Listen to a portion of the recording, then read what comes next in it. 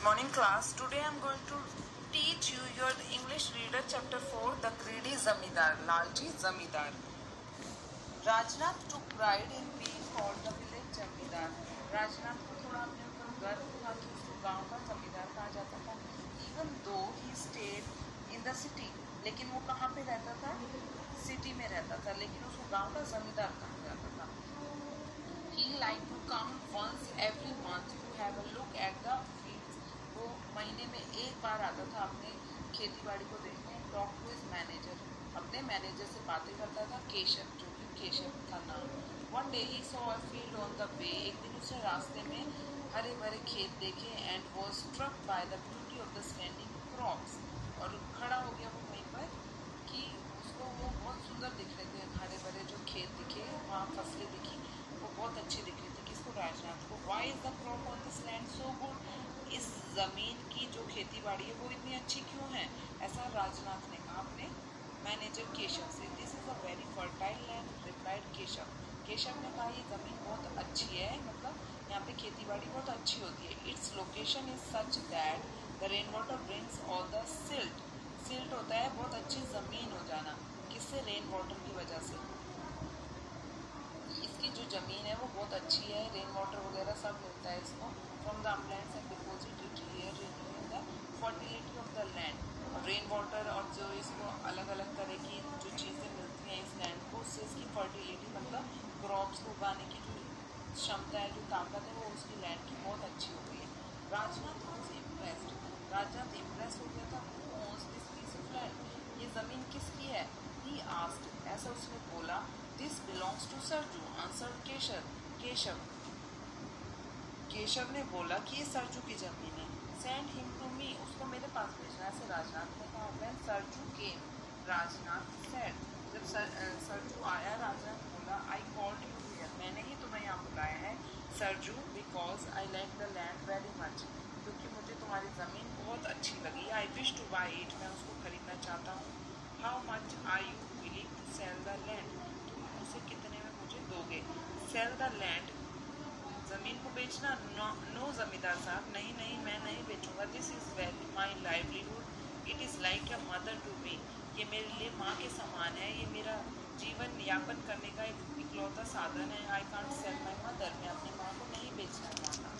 This gave the ज़मींदार another idea. अब ज़मींदार को दूसरा आइडिया आता है, दूसरा तरीका सोचता है. I will give you thrice the amount of land somewhere else in the village. मैं तुम्हें तिगुना अमाउंट दूंगा कि गांव में जो तुम्हें कोई और देगा उसका तिगुना अमाउंट दूंगा. इन प्लेस ऑफ द 2 एकड़ that you have, I will give you 6 एकड़. मैं तुम्हें 2 एकड़ की जगह 6 एकड़ दूंगा, लेकिन मुझे ज़मीन दे दो. Sarju had no choice but to sell the land.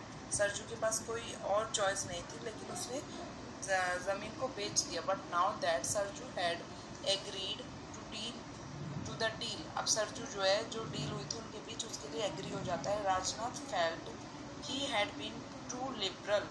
Liberal होता है किसी के साथ जेनरस होना. अब राजनाथ जो है वो उसके साथ बहुत ईमानदार बर्ताव किया, बहुत जेनरस दिखाया. येट ही टोल्ड केशव, जबकि उसने केशव को बोला था. In order to safeguard my reputation I have to fulfil my promise. मुझे उसका जो मैंने उससे प्रॉमिस किया, मुझे उसको फुलफिल करना पड़ेगा. Rajnath had promised to give 6 एकड़. राजनाथ ने प्रॉमिस किया 6 एकड़ देने का. But he had not specified which land he would give. लेकिन अभी उसने ये नहीं बोला था कि वो उसको कौन सी ज़मीन देगा. He spoke to his manager. उसने अपने मैनेजर से कहा. Keshav, is there any part of land which is presently uncultivatable and barren. क्या कोई ऐसी ज़मीन का टुकड़ा पड़ा हुआ है जिसमें कोई अभी तक खेती बाड़ी नहीं की गई है? बैरन होता है जहाँ पे कोई फसल वगैरह अभी तक नहीं उगाई गई है. केशव रिप्लाइड, केशव ने बोला. हाँ, there is some land on the top of the hills which does not have any irrigation facility. हाँ, पहाड़ियों पर एक ज़मीन है ऐसी जहाँ पे कोई खेती बाड़ी नहीं की गई. The soil is also very thin there and full of boulders. Boulders होता है बड़ी बड़ी चट्टानें, रॉक होती है. एक वहाँ की मिट्टी बहुत थोड़ी पतली है और वहाँ पे बहुत बड़ी बड़ी चट्टानें हैं. This for some reason made Rajnath very happy. Rajnath बहुत खुश हुआ give it to Sarju. Rajnath कहता है उसे सरजू को दे दो। ही ऑर्डर्ड गिव हिम 6 एकड़ there on the top of hills. उसको हिल्स पे 6 एकड़ की ज़मीन दे दो। Sarju felt tricked. सरजू ने ऐसा सोचा कि उसके साथ धोखा किया जा रहा है। ट्रिक्ड मतलब कोई चाल चली जा रही, but decided to accept the infertile barren land. लेकिन उसने फिर भी एक्सेप्ट कर लिया उस ज़मीन को लेना। बैरन लैंड मतलब उस पर कोई खेती बाड़ी नहीं की गई थी। अ ईयर लेटर, 1 साल बाद वो वहाँ पे आते हैं। Rajnath was shocked to see that a new land which he had bought from Sarju did not have any crop standing। अब राजनाथ 1 साल बाद वहाँ आते हैं, देखते हैं कि which he had bought from Sarju, जो सरजू से उसने ज़मीन खरीदी थी उस पर कोई फसल ही खड़ी नहीं होती। व्हाट हैपेंड आस्क्ड राजनाथ, क्या हुआ? राजनाथ ने ऐसे पूछा अपने मैनेजर से। The entire crop was attacked by paste. सारी फसल जो है वो कीड़ों ने ख़त्म कर दी। ऐसे केशव ने बोला, it seems as if Sarju had cast some sort of spell. Spell होता है मैजिक। इसका मतलब है कि सरजू ने यहाँ पे कोई मैजिक किया है, कोई जादू किया है जो हमारी फसल खराब हो गई। This made Rajnath very angry. Rajnath को बहुत गुस्सा आता है। Sarju had tricked him. Sarju ने उसके साथ कोई चाल चली थी। He directed his driver to go straight to Sarju's farm on the hill। अब वो अपने ड्राइवर से कहता है कि पहाड़ियों पर जो सरजू की ज़मीन है वहाँ पर चलो। देर अनादर सरप्राइज अवेटेड राजनाथ। अब वहाँ पे कोई और सरप्राइज क्या है वेट कर रहा था राजनाथ के लिए। When he came to Sarju's farm, he found it to be green and lush। जब वो सरजू के फार्म पे पहुंचा उसने पाया कि वहाँ पे जो उसकी क्रॉप है वो हरी भरी खड़ी हुई है। With different types of crop, उसने अलग अलग तरह की फसलें उगाई हैं। He could not believe his eyes. उसने अपनी आंखों पे विश्वास नहीं कर पाया। किसने? राजनाथ ने। Did not you tell me that it was a barren land. तुमने तो बोला था कि ये बैरन लैंड है, full of boulders and totally uncultivatable. He barked at Keshav. उसने ऐसे केशव को चिल्लाया कि ये तो तुमने कहा था कि वहाँ पे बड़ी बड़ी चट्टानें हैं और वहाँ पे कोई खेती बाड़ी नहीं हो सकती। It was all that much more said Keshav, but this Sarju seems to know some black magic. हाँ, पर ऐसे कहा था, लेकिन सरजू ने वहाँ भी कोई क्या किया है? काला जादू किया है। I will show him some of my own magic. मैं उसको अपना जादू दिखाऊंगा। शाउटेड राजनाथ। राजनाथ ने बोला। एज ही वॉक्ड इनटू सरजू's हट, जैसे ही वो राजनाथ से सरजू की झोपड़ी में घुसे। You could have called me, said Sarju when he saw the zamindar. जब उन्होंने जमींदार को देखा तो उन्होंने बुलाया।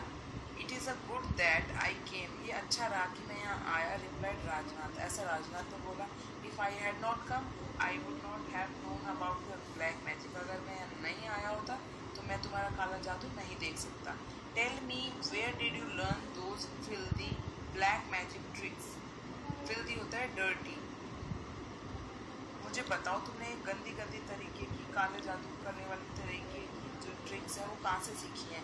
I think I will call a village meeting and have you kicked out of the village.